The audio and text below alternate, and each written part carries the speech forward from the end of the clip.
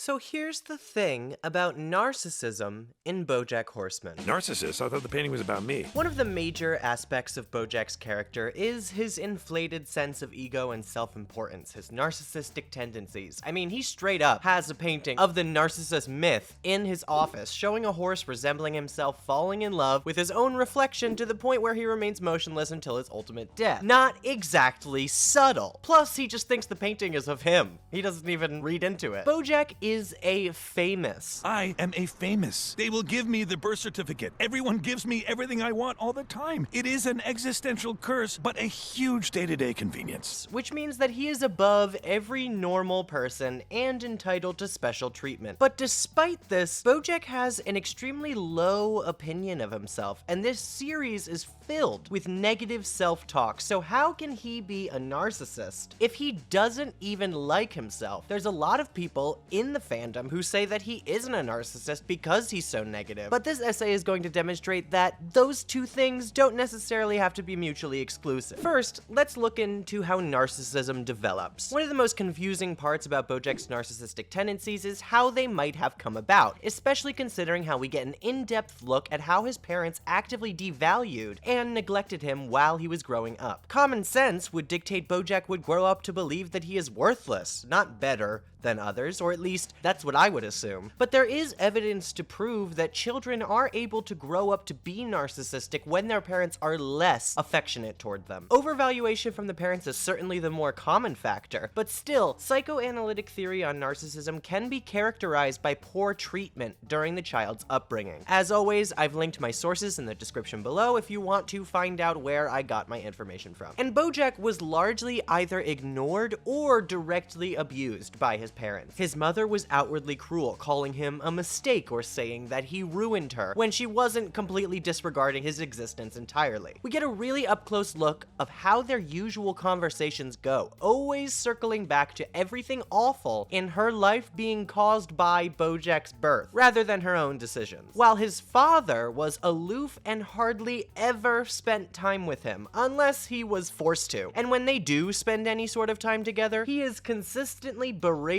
physically abused, or actively devalued. I mean, he hardly ever even gets a word in when his father talks to him, and whatever he does say is automatically wrong no matter what. So he is basically not a person when he is conversing with his father. So after he becomes famous, he's able to cope with all this negativity swirling around inside him that his parents instill by placing himself on top of a high pedestal, assuming that this damage he suffered through made him special in some way. They also address this concept somewhat through Diane, where she feels that what she has been through makes her more than the popular girls, though in a less narcissistic way, as she wanted to use that to help other young girls in the same position, but it does contribute to the same idea. After a lifetime of being told that he was nothing, that he couldn't do anything right, he wasn't worth anything, Bojack had thousands of people fawning over him, providing for him, waiting to hang on his every word. But his parents still didn't appreciate him or feel that he was a success in any way, and their approval was the one that was most important to his actual self-esteem. When his mother came to see his show, the only comment she could muster was that it wasn't Ibsen, and then goes on to complain about the t-shirt of the guy sitting next to her, rather than acknowledge the accomplishment of her son being on a nationally broadcast television show at all. And we don't see his father ever attend the shows, mention Horseman around, or even really interact with Bojack in any way before his death. Pretty much still just completely ignores him. Therefore, he developed this inflated ego and sense of self-importance, but never received the affection and compassion necessary to truly make him feel good about himself. He simply wants to feel good about himself, excessively. And this is the difference between narcissism and having a strong sense of self-esteem. Narcissism does not have to come with actually feeling good about yourself, just as self-esteem doesn't have to come with self-importance. We even see in season 1 that he straight up makes things up when he tries to write the biography on his own, saying his parents were kind and perfect, and trying to almost rewrite his life to make him the well-adjusted person that everyone else should be jealous of, that he has always wanted to be. When confronted with the harsh reality in Diane's version of the book, his fragile sense of self-worth, built up by his professional accomplishments and general celebrity status, is shattered completely. What a loser! But I'm not that guy. Give me your phones. I'm a celebrity. You have to listen to me. Look at his deep well of sadness. It's hilarious! Don't look at me. I'm well adjusted. You all want my life. Leaving him to lash out to her in anger and overcompensate by regressing further into that fantasy childhood that wasn't even remotely true. And let's not forget, his parents also exhibited these narcissistic tendencies. His mother and father also had severe trouble with empathy and understanding others, unless they directly compare to their own situation, like with Henrietta and the baby. There is genuine compassion, to be sure, but mostly because Beatrice sees herself in Henrietta at that moment. And his father was just completely full of himself, to the point where he challenged a man to an entire duel when receiving criticism of his perfect novel that was very clearly terrible, even from the concept. But there is a biological link in passing on narcissistic personalities, having been observed in several different studies, many of them using twins to analyze just how much of a biological link there might be in these traits, since twins share 50% or 100% of the same DNA, depending on whether they're identical or fraternal. And they found that there was one. Not completely, but at the very least, 30% of many of the sample sizes showed genetic links, some of them much more than that. Obviously,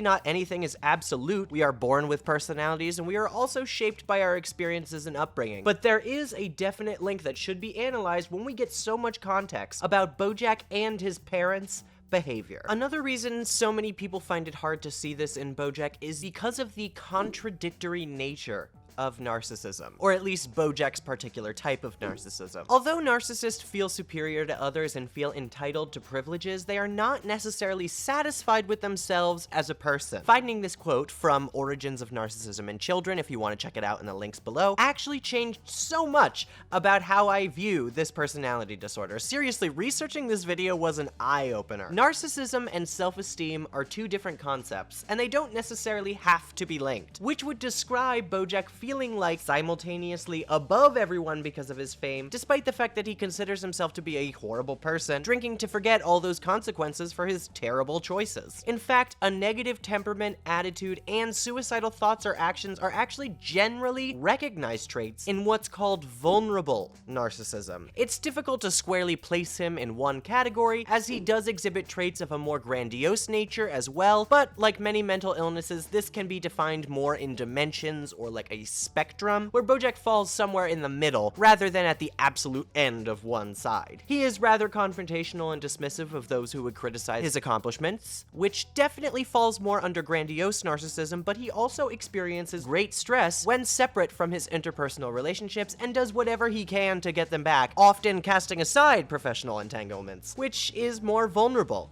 in nature. This also might explain why he is able to improve himself and at least face reality at some point in his life, even after all that time spent immersed in these tendencies. Whereas grandiose narcissism involves the more typically assumed manipulative, egocentric, entitled, loud person, vulnerable narcissism can be characterized by depression, self-consciousness, and anxiety, those traits that we normally wouldn't expect someone who has an inflated sense of self to have as well. One thing that characterizes vulnerable narcissism is shame and disappointment. They don't view themselves as the paragon of humanity or as everyone else being wrong and themselves being right. And when someone points out what they have done wrong, rather than lash out with aggression, they express extreme remorse for their actions, feeling further depressed and shamed for what they've been doing, which we definitely view through Bojack's behavior. Bojack sees himself as an irreparably bad man for most of the series, and due to that, he struggles to follow through whenever he resolves to change his more toxic ways, as he believes that he can't be fixed,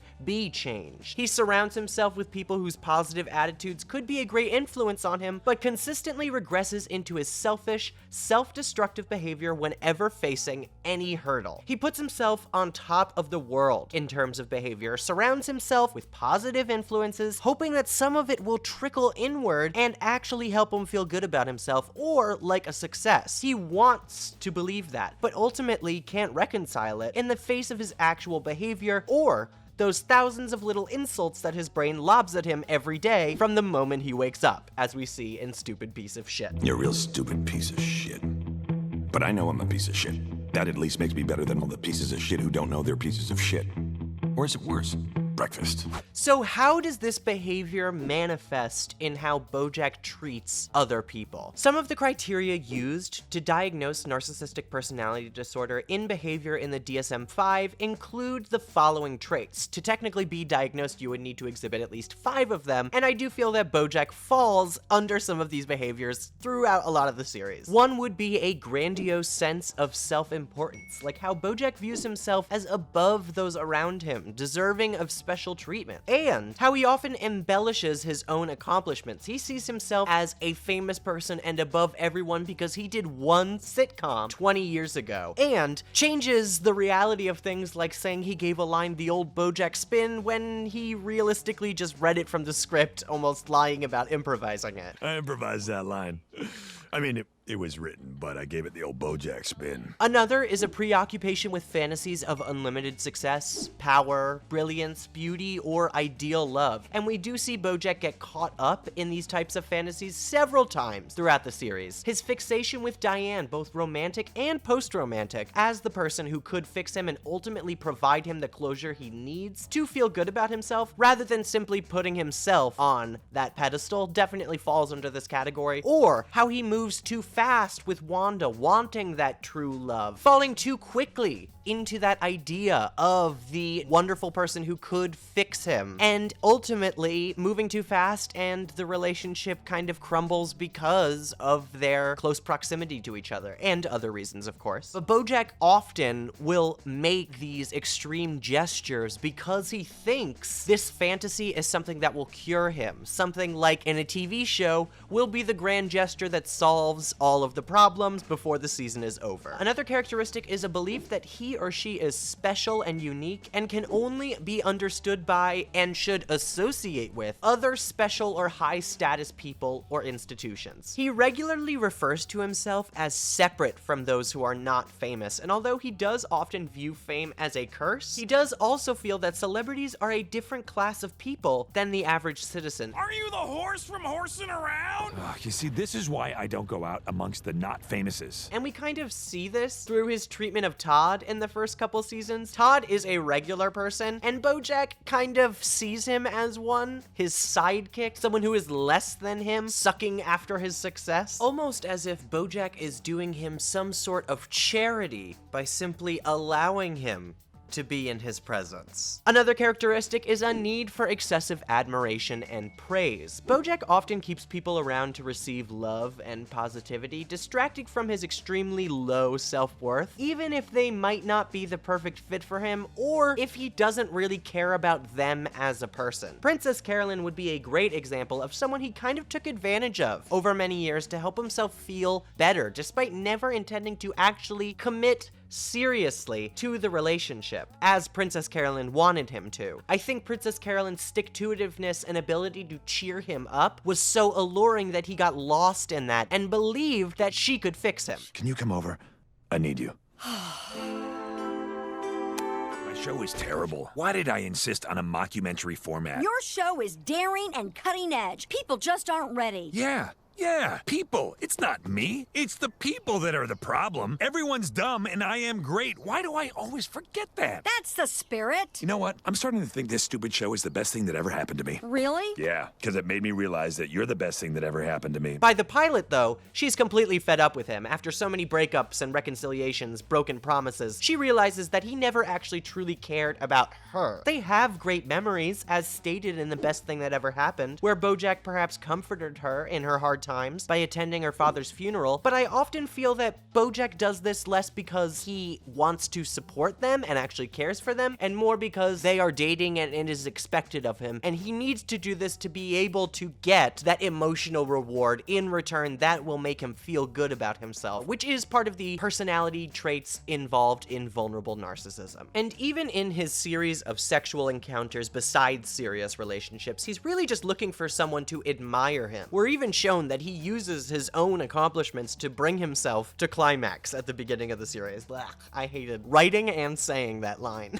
Another trait is a sense of entitlement, and yeah, Bojack definitely feels as if he deserves special treatment for a majority of the series. For example, after Secretariat comes out and is revealed to be a success, when he kicks others out of VIP sections in restaurants or lights his cigars with no smoking signs. I find it extremely funny too that immediately before Secretariat was a success, not proud of the material he was in because he technically wasn't in it at all, he was completely worried about this destroying his entire sense of self-worth if it wasn't received well. His self-worth is entirely based on what other people think of him, but because the movie did well, he is able to catapult himself to the top to a position that is undeniably impressive, thanks to Hollywood's treatment of celebrities, even if he truly doesn't believe that he is that person in his own heart. He wants these professional accomplishments to fix him and make him whole, make him feel better, feel above everyone. But he still feels as low as ever when they're done and resorts to the same escape methods that he always has. You just got nominated for an Oscar. You're an Oscar nominee. How do you feel? I feel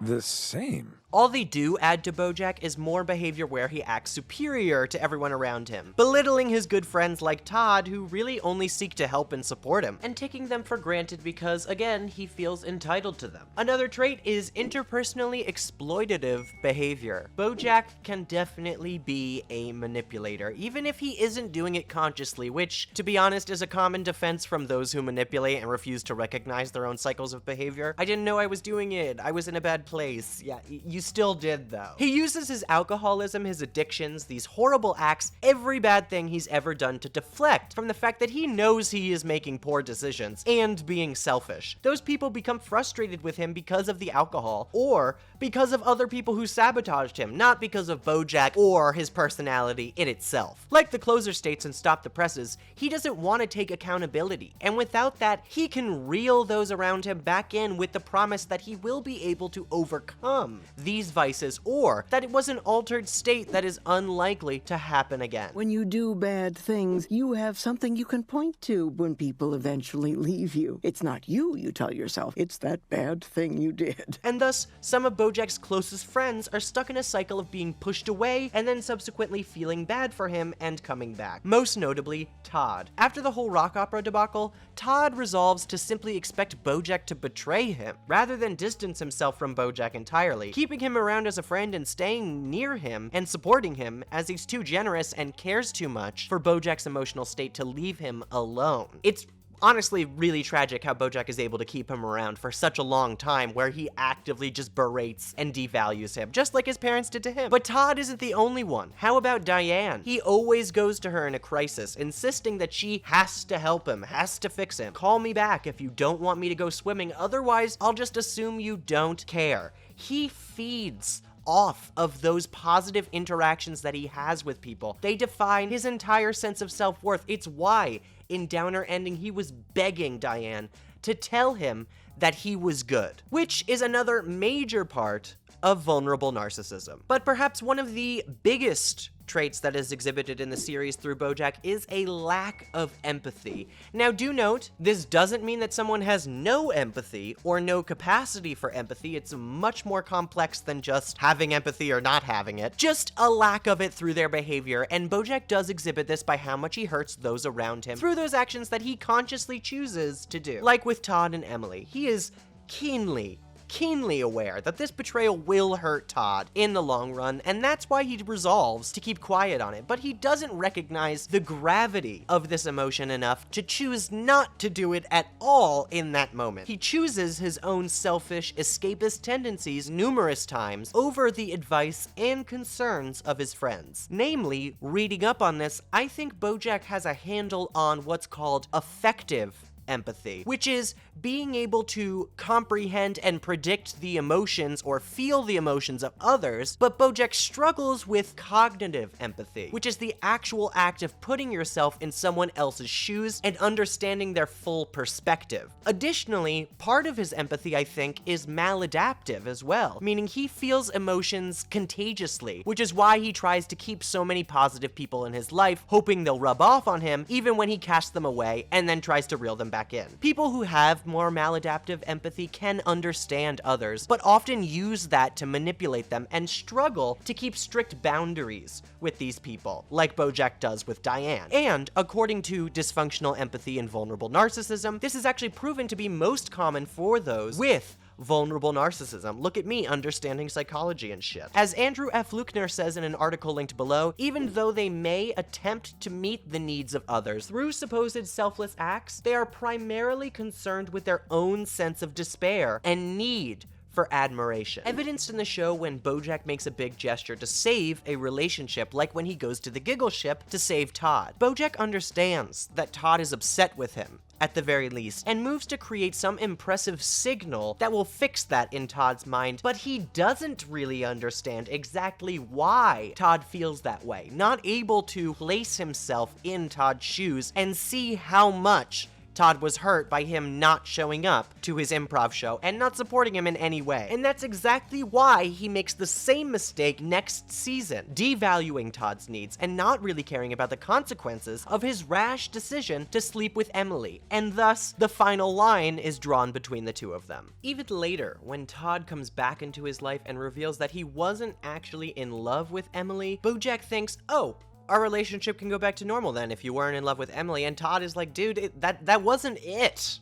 That wasn't the only thing, you know? He struggles to understand the gravity of how long this mistreatment has gone on with Todd, because again, he can't put himself in his shoes. He lacks the cognitive empathy skills, which he can definitely improve to be able to do that in this situation. Another important trait is envy of others, or a belief that others are envious of them. Bojack, despite his immense wealth and privilege, feels immense jealousy for those around him, and most notably, Mr. Peanut Butter. He acts extremely petty and negative around him because he's jealous of Mr. PB's positive attitude and outlook on life. He's a reminder that Bojack has become famous, but it doesn't make him an automatically popular or well-liked person. He still needs to work on himself, though he doesn't believe that's directly possible, as I stated earlier in this video. We see directly in Let's Find Out that Bojack holds immense jealousy for everything Mr. Peanut Butter has, seeing his life as easy. Why don't you like me? Because I'm jealous. Of what? Diane? No. Of everything. Everything comes so easy for you. Oh, and it doesn't for you. What more do you want? I want to feel good about myself. The way you do. And I don't know how. I don't know if I can. While his own life, Bojack sees as torturous or extremely difficult, he wants people to like him as easily as they like Mr. Peanut Butter. He wants to be as congenial as him, but struggles to believe that he could act like that on the outside. Not to mention that also awards-wise, Bojack is an extremely sore loser. I loved watching him lose awards and see a brief second of him overreacting on live television before they cut to the winner. So hilarious, but it shows that Bojack puts a high amount of value in these accolades and feels immense envy for those who are able to triumph and prove themselves as one of the special people, as he considers them to be. Because, as I've said multiple times in this video, Bojack wants himself to be up in that category, but doesn't really believe that he fits in it, mostly due to those voices swirling around in the back of his head, constantly contributing that negative self-talk, largely thanks to how his parents treated him as a child. And the last trait is a demonstration of arrogant and haughty behaviors or attitudes. Yeah, I mean, this one's pretty obvious. Bojack is pretty full of himself, with the painting of his naked body in his dressing room, thinking that the Narcissist painting is just about him, feeling that his performance on Horse and Around is anything particularly special and makes him an amazing actor. It's actually pretty bad, performance-wise, realistically. Like I said, none of these traits, though, mean he's doomed to be this person. Throughout Season 6, he does many genuinely kind and compassionate things that show he is increasing in his cognitive empathy skills, as well as avoiding hurting those around him decently well. I'm just saying that he has exhibited these traits over the course of the series. But I think it's wrong to say that someone is entirely one thing either. Lots of traits involved with vulnerable narcissism can also be linked to borderline personality disorder, which some people have commented that they would like me to address as well, because their experience with it has been similar to Bojack's. I will, just, let me do more research on it so that I'm not saying incorrect shit and embarrassing myself. Overall, Bojack does exhibit many traits typical of those with vulnerable narcissism. Like I said, I don't think he leans all the way into that category, as Bojack is not particularly a shy person, but he is a shut-in, which is why I keep saying he kind of falls somewhere in between, but maybe leaning towards a vulnerable narcissist, because there's a lot of intricacies to his character that you need to analyze. But I hope this video did a good job of capturing that. Let me know if you have anything to add in the description below. I would appreciate any other examples that you think you could find in the series, or any other traits that you think Bojack exhibited that you think I missed. And also, of course, I'm always open to learn, so if you know more than me, which you probably do, feel free to correct me in the comments below. I always love learning about stuff that I really didn't know about. Like I said, researching this video was eye-opening. I did not know most of this stuff about narcissism before I started this video. Being able to learn about the two different categories, grandiose and vulnerable, definitely helped me see a lot of distinctions. It helped give narcissism a lot more nuance than it typically gets as, you know, just the typical full of yourself disease, as it can often be seen. So I hope this video was helpful to you as well. If you want to support us further, go to patreon.com/PosiTVty. It's PosiTVty. There you get the unedited essays, so you can hear all my mistakes, or perhaps things that I decide to cut out of the final draft. And you can request whatever you want to see on the channel. It's a great way to get all the videos super early and support this channel in the process. It really does help us grow and, you know, become more professional. I've gotten a new mic. I will see you guys for the next video. Do let me know what it should be. If you have any other ideas for essays, I'd love to hear them. I love talking with you, and we'll see you for the next one. Spread positivity wherever you can. We really need it right now. Seriously.